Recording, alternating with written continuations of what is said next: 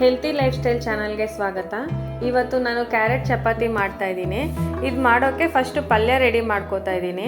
ಕಡಾಯಿ ಬಿಸಿ ಆಗೋಕೆ ಇಟ್ಟಿದ್ದೀನಿ ಆಲ್ರೆಡಿ. ಹಿಟ್ಟು ನಾನು ಮುಂಚೆನೇ ಕಲಸಿ ಇಟ್ಕೊಂಡಿದ್ದೆ.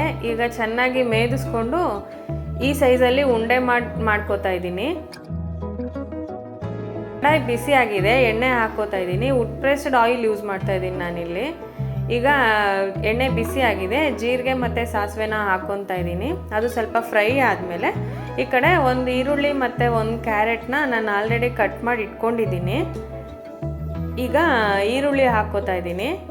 ಇದೂ ಚೆನ್ನಾಗಿ ಫ್ರೈ ಆಗಬೇಕು. ಚೆನ್ನಾಗಿ ಫ್ರೈ ಆದಮೇಲೆ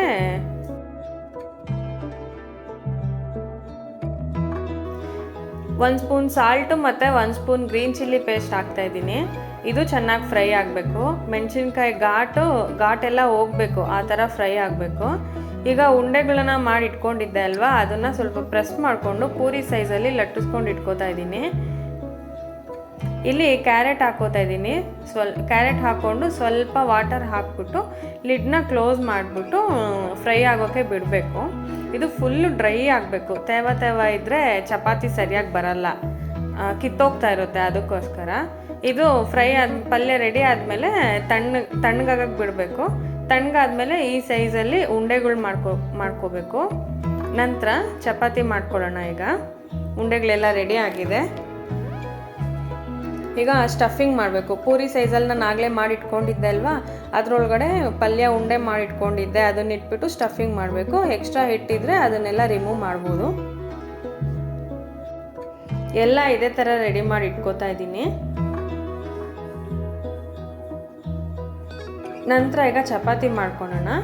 ನಿಧಾನವಾಗಿ ಲಟ್ಟಿಸ್ಕೋಬೇಕು. ಜಾಸ್ತಿ ಪ್ರೆಷರ್ ಹಾಕಬಾರ್ದು. ಜಾಸ್ತಿ ಪ್ರೆಷರ್ ಹಾಕಿದ್ರೆ ಕಿತ್ತೋಗ್ಬಿಡುತ್ತೆ. ಅದಕ್ಕೋಸ್ಕರ ಇಲ್ಲಿ ನಾನು ಡಸ್ಟ್ಗೋಸ್ಕರ ಅಕ್ಕಿ ಹಿಟ್ಟನ್ನ ಯೂಸ್ ಮಾಡ್ತಾ ಇದ್ದೀನಿ. ಗೋಧಿ ಹಿಟ್ಟು ಬೇಕಿದ್ರೂ ಯೂಸ್ ಮಾಡ್ಕೋಬೋದು. ನಿಮ್ಗೇನಾದರೂ ಡೌಟ್ಸ್ ಇದ್ದರೆ ಕಾಮೆಂಟ್ ಬಾಕ್ಸಲ್ಲಿ ಹೇಳಿ. ನಾನು ಮಾಡಿರೋ ವಿಡಿಯೋಲ್ಲಿ ಏನಾದರೂ ಮಿಸ್ಟೇಕ್ಸ್ ಇದ್ದರೆ ಹೇಳಿ, ನಾನು ನೆಕ್ಸ್ಟ್ ವಿಡಿಯೋಲ್ಲಿ ಸರಿ ಮಾಡ್ಕೋತೀನಿ. ಅದಕ್ಕೋಸ್ಕರ ನನ್ನ ಚಾನಲ್ ನಿಮಗೆಲ್ಲ ಇಷ್ಟ ಆಗಿದ್ದರೆ ಸಬ್ಸ್ಕ್ರೈಬ್ ಮಾಡ್ಕೊಳ್ಳಿ, ಲೈಕ್ ಮಾಡಿ. ನಾನಿಲ್ಲಿ ಪ್ರತಿಯೊಂದು ಸ್ಟೆಪ್ಪು ಹೇಳೋಕ್ಕೆ ಟ್ರೈ ಮಾಡಿದ್ದೀನಿ. ಇದೇ ಸ್ಟೆಪ್ಸು ಫಾಲೋ ಮಾಡಿದ್ರೆ ಕ್ಯಾರೆಟ್ ಚಪಾತಿ ಪರ್ಫೆಕ್ಟಾಗಿ ಬರುತ್ತೆ, ಸ್ವಲ್ಪನೂ ಕಿತ್ತೋಗೋದಿಲ್ಲ. ಎಲ್ಲ ಚಪಾತಿನೂ ನಾನು ಒಂದೇ ಸಲ ಲಟ್ಟಿಸ್ಕೊಂಡು ಇಟ್ಕೊಂಡು ಆಮೇಲೆ ನಿಧಾನವಾಗಿ ಫ್ರೈ ಮಾಡ್ಕೋತಾ ಇದ್ದೀನಿ. ನಾನಿಲ್ಲಿ ಫ್ರೈ ಮಾಡೋಕ್ಕೆ wood pressed coconut oil use ಮಾಡ್ತಾ ಇದ್ದೀನಿ. ಇದು 0 ಫ್ರೀ ಕೊಲೆಸ್ಟ್ರಾಲು ಮತ್ತು ಹೆಲ್ತ್ಗೆ ತುಂಬ ಒಳ್ಳೆಯದು. ಅದಕ್ಕೋಸ್ಕರ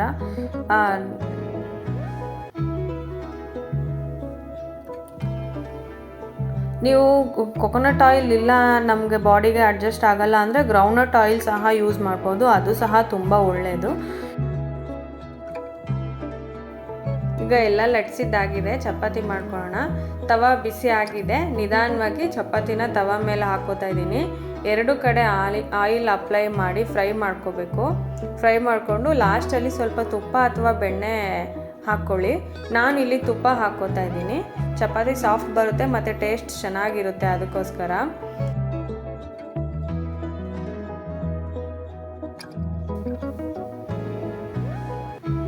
ಎಲ್ಲ ಚಪಾತಿನೂ ಇದೇ ಥರ ಫ್ರೈ ಮಾಡ್ಕೊತಾ ಇದ್ದೀನಿ. ಇದಕ್ಕೆ ಸೈಡ್ ಡಿಶ್ ಆಗಿ ನಾನು ಮೊಸರು ಜೊತೆಗೆ